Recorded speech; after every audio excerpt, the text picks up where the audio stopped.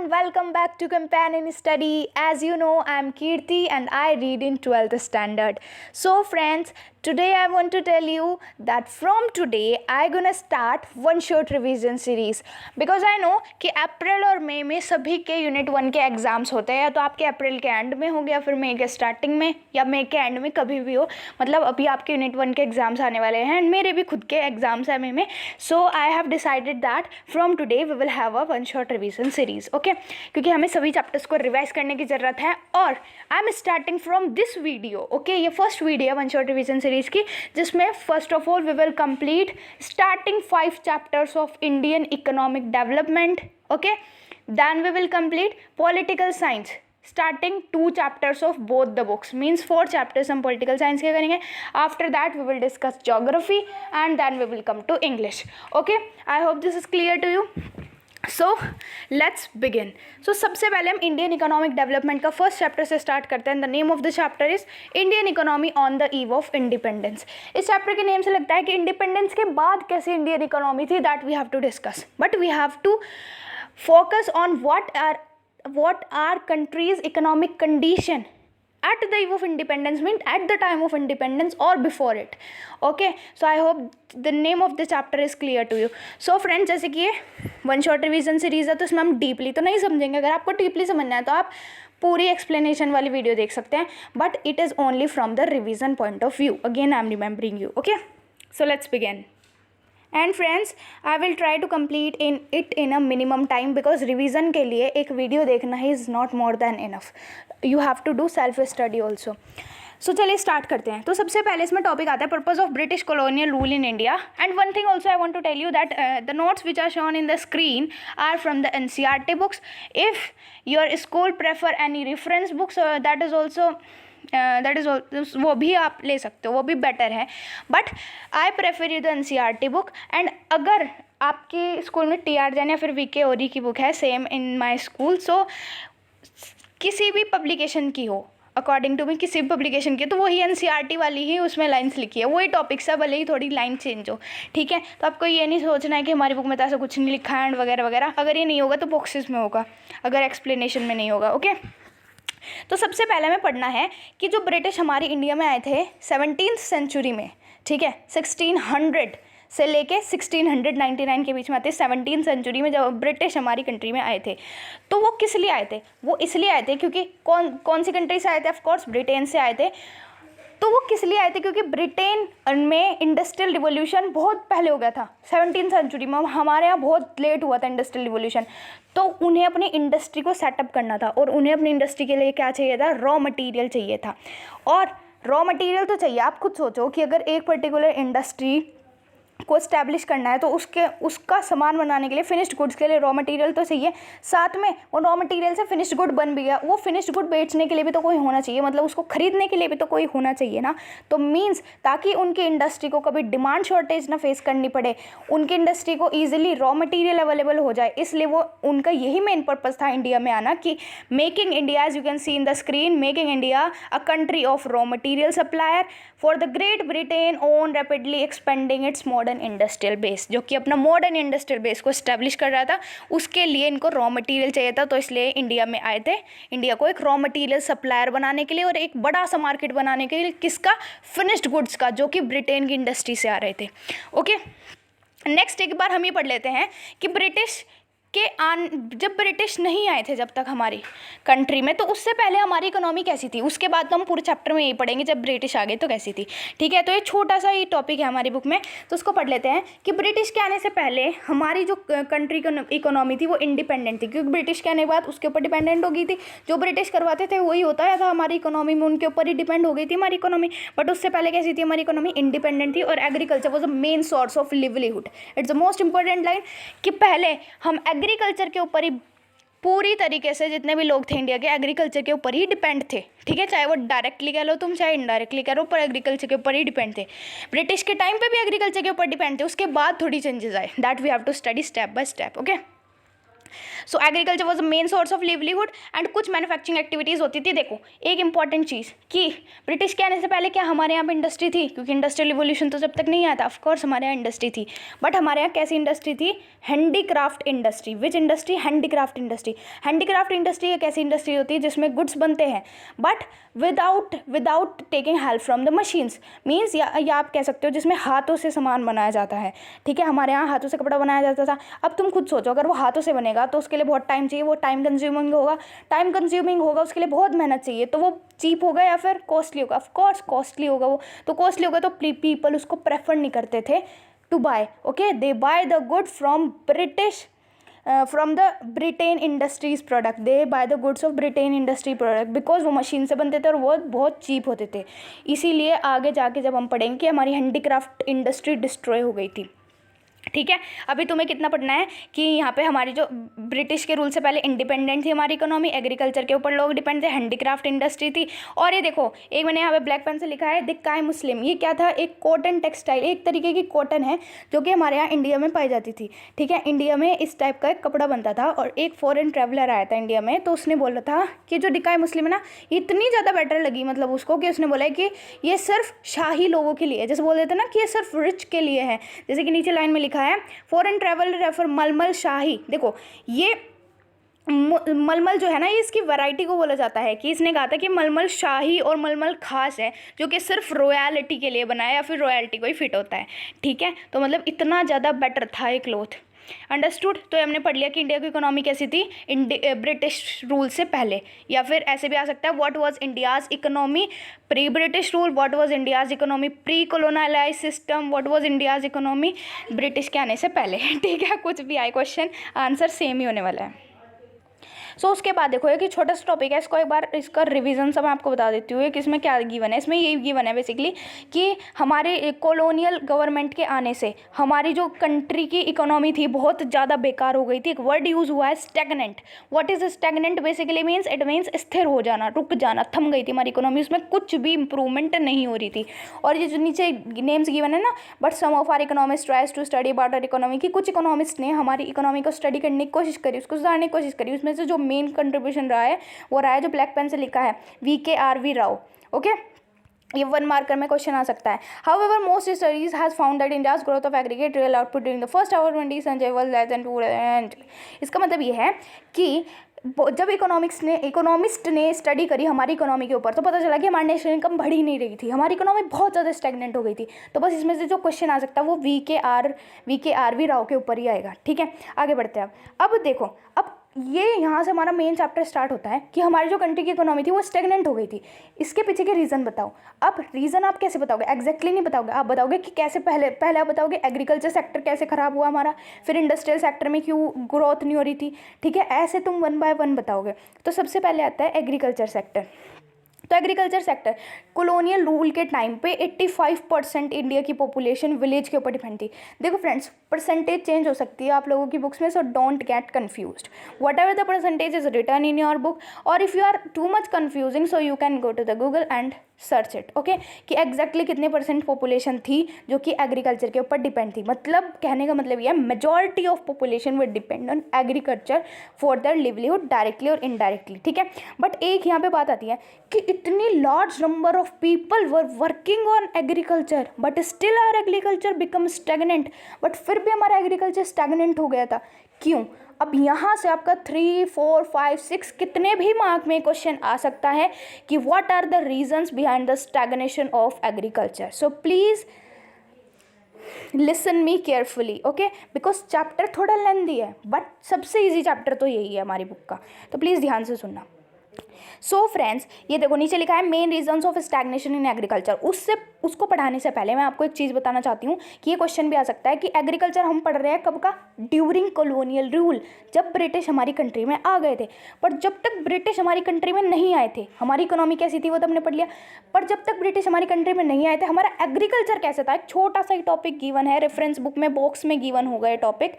ठीक है, ये पढ़ लेते हैं एक बार, क्योंकि हमें कुछ भी नहीं छोड़ना है अगर हमें अच्छे मार्क्स स्कोर करने हैं। ठीक है, क्योंकि ऐसा होता है ना कि एक टॉपिक छोड़ दिया और वही एग्जाम में आ गया तो पेपर लगे, हार्ड था पेपर तो वही। ठीक है, तो समझो अब agriculture during pre British India, French traveller Bernier. अब देखो ये नेम भी याद रखना है आप लोगों को कि एक फ्रेंच ट्रैवलर आया था जिसका नेम है बर्नियर, क्योंकि once my teacher ask about this and I haven't learn कि एक फ्रेंच ट्रैवलर आया था बर्नियर 7th सेंचुरी में। ओके, कब आया था? 7th सेंचुरी में। और उसने बंगाल प्रेसिडेंसी होती थी उस टाइम पे, उसने कहा था कि यहाँ का जो एग्रीकल्चर है ना वो इजिप्ट से भी अच्छा है। अब आप क्या कहोगे, इजिप्ट का क्या सबसे अच्छा था? ऑफ कोर्स इजिप्ट का सबसे अच्छा एग्रीकल्चर होता था उस टाइम पे। और उस फ्रेंच ट्रेवलर जिसका नाम है बर्नियर, जो क्या था 17th सेंचुरी में, उसने कहा था कि हमारे यहाँ का एग्रीकल्चर इजिप्ट से भी अच्छा है, कि ये बहुत सारी चीज़ें एक्सपोर्ट करता है, जैसे कि कॉटन हो गया, सिल्क हो गया, राइस हो गया, शुगर हो गया, बटर हो गया, इतनी सारी चीज़ें एक्सपोर्ट करता है। और इसके पास अपने कंजप्शन के लिए भी बहुत अमाउंट है, किसकी? जैसे कि वीट होगी, वेजिटेबल होगी, ग्रीन होगी, फॉल्स, रगीस, इन सब का। और उसने कहा था it has a immense herd of pigs, flocks and sheeps and goats. तो अगर ये क्वेश्चन आया what was our condition of agriculture during the pre British India, I hope you will write it exactly what I have told you. इस question में तो कोई mistake होगी नहीं आपसे, अंडरस्टूड? तो अगर आपको एक चीज़ बताना चाहती हूँ, अगर आपको ये नोट्स चाहिए तो क्या करना है? ऑफ कोर्स स्क्रीनशॉट ले लो गाइस। अगर आपको फिर भी इनका पीडीएफ चाहिए ना तो you can comment in the comment section. If I get approx 5 comments then I will paste the link of its PDF in the description box. Okay, तो समझ आ गया प्री ब्रिटिश इंडिया में हमारा एग्रीकल्चर कैसे था। अब आते हैं यहाँ पे main reasons of stagnation in the agriculture, कि हमारा स्टैग्नेंट हो गया था एग्रीकल्चर। स्टैग्नेंट मतलब स्थिर से समझ सकते हो, तो वहीं का वहीं रुक गया था, उसमें कुछ भी फर्दर इम्प्रूवमेंट नहीं हो रही थी और बेकार हो गया था वो। क्या रीज़न हुए उसके? सबसे पहला तो लैंड सेटलमेंट सिस्टम। बहुत सारे लैंड सेटलमेंट सिस्टम आए थे, उसमें से एक आता है ज़मींदारी सिस्टम, जिसको लैंड रेवेन्यू सिस्टम भी कहा जाता है। ठीक है, लैंड रेवेन्यू सिस्टम को हो या ज़मींदारी सिस्टम को, या लैंड सेटलमेंट सिस्टम को। अगर ये एग्जाम में आए कि डिफाइन दिस सिस्टम, जो मैंने नाम बताया, तो तुम्हें आंसर एक ही लिखना है। तुम्हें इसे समझा देती हूँ क्या होता है इसमें। देखो इसमें बेसिकली क्या होता है, इसमें 3 लेवल्स बनाए गए थे। ब्रिटिश गवर्नमेंट ने 3 लेवल बनाए थे, जिसमें सबसे ऊपर लेवल पे आती थी ब्रिटिश गवर्नमेंट। उसके बीच में आते थे ज़मींदार्स, इंटरमीडिएटरी लेवल्स पर आते थे ज़मींदार्स, और सबसे नीचे आते थे टीलर्स बोलते हैं, कोई टाइलर्स बोलते हैं, whatever the pronunciation, I hope you are getting it. Okay, tillers किसको बोलते हैं? देखो तुम कल्टीवेटर्स भी बोल सकते हो। कल्टीवेटर्स कौन होते हैं? जो एक ज़मीन पर कल्टीवेट करते हैं। बट यहाँ पे हमने पीजेंट्स क्यों नहीं लिखा है? Have you ever think? Because peasants होते हैं फार्मर्स, और फार्मर्स होते हैं जो अपनी ज़मीन पर खेती करते हैं। बट ये अपनी ज़मीन पर नहीं करते थे, ये ज़मीन किसकी होती थी? ज़मींदार की, जिस पर जो लोग खेती करते थे उनको टीलर्स या फिर tillers, whatever you want to say, you can, okay, खेती करते थे। तो ये ज़मींदारी सिस्टम था क्या, हमने अपने प्रीवियस क्लासेस में पढ़ा है, बट अब मैं आपको दोबारा बता देती हूँ। तो इसमें क्या होता था, जैसे कि टाइलर्स है, तो ये जो खेती करते थे, तो इससे ज़मींदार जो है इनसे टैक्सेस लेते थे, और ज़मींदार का कोई फिक्स वो नहीं था अमाउंट की इतना ही टैक्स लेंगे। ज़मींदार की मर्जी कितना ही टैक्स ले इनसे। क्यों लेते थे ज़मींदार इनसे टैक्स? क्योंकि ब्रिटिश गवर्नमेंट ज़मींदार से टैक्स मांगती थी। ब्रिटिश गवर्नमेंट ने ना ज़मींदार बना रखे थे खुद, कि मतलब इस एरिया के ज़मींदार तुम हो, इस एरिया के ज़मींदार तुम हो। ठीक है, ऐसे ज़मींदार बना दिए थे और कहा था कि तुम्हें हमें टैक्स देने हैं जो भी तुम्हारी क्रॉप उगेगी। तो ब्रिटिश गवर्नमेंट ने टैक्स फिक्स कर रखे थे कि तुम्हें इतना ही टैक्स देना है हमें, चाहे तुम्हारी टेलर्स इतनी फसल उगाए या ना उगाए, इतना आउटपुट निकले ना निकले, कुछ भी हो, बस इतना फिक्स देना है तुम्हें। बट ज़मींदार कैसे थे? ज़मींदार बहुत तेज थे। ज़मींदार टेलर से कितना ही टैक्स ले लेते थे। समझ आया? तो ज़मींदारी सिस्टम को डिफाइन कैसे करोगे कि it is divided into three level, under at the lower level at the tillers, and intermediate level zamindar, and at the upper level at the British. Zamindar take tax from the tillers and they haven't fix the revenue, but and then they give the fixed tax to the British government. ठीक है, इसको further formal language में कैसे तुम explain करोगे, यहाँ पर लिखा है देखो। Zamindari system was to implement in the Bengal Presidency, profit accruing out of the agriculture sector went to zamindar instead of the cultivators. कि जितना प्रॉफिट निकलता था एग्रीकल्चर सेक्टर से वो सब किसके पास जाता था?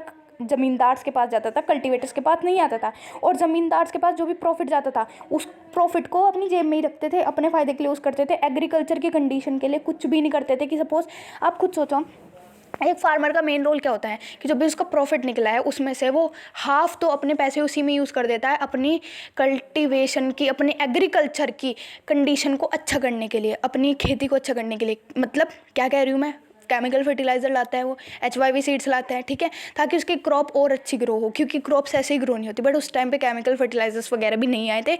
वो कब आए थे? जब ग्रीन रिवोल्यूशन आया था, जो कि हम 2nd और 3rd चैप्टर में पढ़ने वाले हैं। ठीक है, तो मतलब वो कुछ भी नहीं करते थे एग्रीकल्चर की कंडीशन को सही करने के लिए। बट जो भी प्रॉफिट आता था, अगर टाइलर्स कुछ कैसे कर पाते, प्रॉफिट तो सारे ज़मींदार के पास जाता था।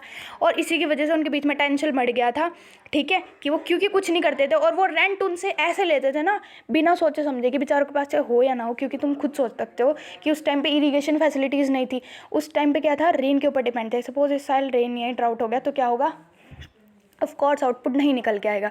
और आउटपुट नहीं निकलता था, बट फिर भी उनको उनसे टैक्स देना पड़ता था। इसी वजह से हमारा एग्रीकल्चर स्टेगनेंट हो गया था। ये तो एक रीज़न है, बट बहुत सारे रीज़न है, हम आगे डिस्कस करेंगे।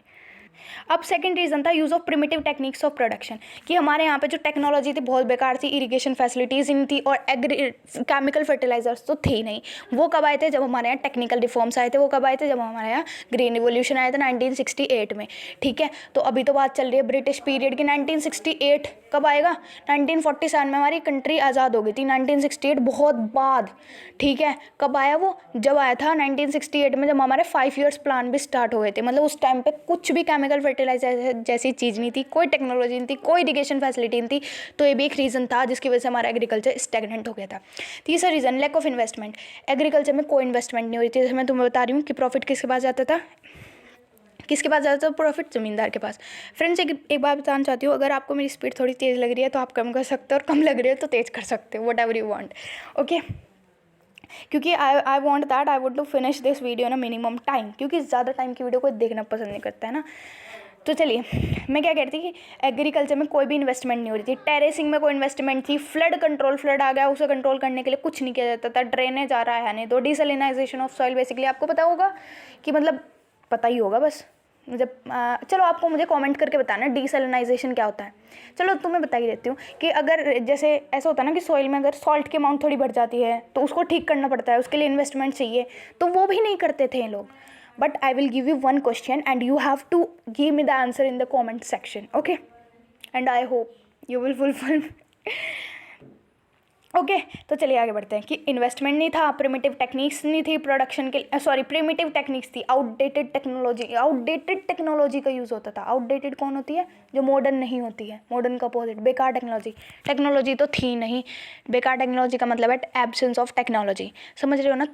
तीन मैंने तुम्हें बताए हैं, बट इसमें और भी है फर्दर रीजंस, ठीक है, वो तुम्हें कमेंट करने हैं। और अगर तुम्हें खुद नहीं पता है तो you can comment in the comment section. I will paste the list of these reasons in the description box, okay. And also one thing I want to tell you, if you want the past 2 years question, because उसमें सभी answer लिखे हैं, so you can also comment for this also, okay. Let's move on to the next. So friends 17 minute में हमने agriculture sector खत्म कर लिया। I hope ये तो रिवीजन क्या डीपली एक्सप्लेन कर रही हूँ मैं। इंडस्ट्रियल सेक्टर पे आते हैं। चलो अब हमने पढ़ा कि हमारा एग्रीकल्चर सेक्टर कैसे था, तो अब पढ़ते हैं इंडस्ट्रियल सेक्टर कैसे था।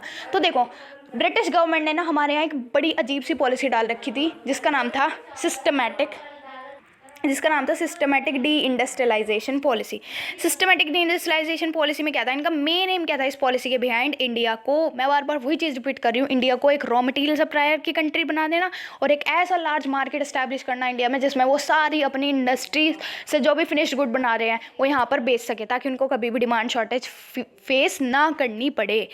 आई think this is clear to you. Systematic de industrialisation policy पर अगर क्वेश्चन आता है you can write, okay. Move on to the next. अब हमने पढ़ा था कि हमारे इंडस्ट्रियल सेक्टर के नाम पे हमारे यहाँ पे क्या थी, सिर्फ एक हैंडीक्राफ्ट इंडस्ट्री थी।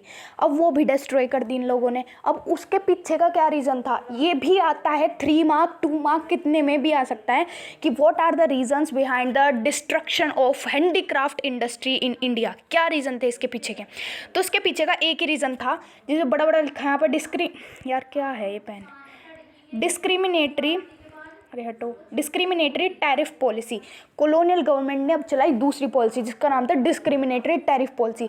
अब देखो एक क्वेश्चन हो रहा सकता है कि डिस्क्रिमिनेटरी टैरिफ पॉलिसी क्या थी और सिस्टमैटिक डी इंडस्ट्रियलाइजेशन पॉलिसी क्या थी, दोनों को डिफरेंशिएट करो।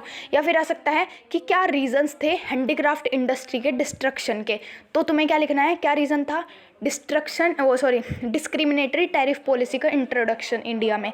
अब ये पॉलिसी क्या थी, देखो ये मेरे नोट्स में एक्सप्लेन नहीं किया गया बट मैं तुम्हें बताती हूँ, ठीक है।